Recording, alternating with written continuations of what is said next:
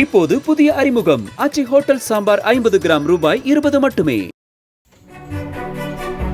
Thiruvottiyur PIMCO நகர் இடையேயான ரயில் தண்டவாளத்தின் main லைனில் இருந்து லூப் லைன் மாறும் இடத்தில் கற்கள் மற்றும் இரும்பு ஸ்பேனர் வரிசையாக அடுக்கி வைக்கப்பட்டிருந்தது குறித்து கொருக்குப்பேட்டை ரயில்வே போலீசார் விசாரணை மேற்கொண்டுள்ளனர்.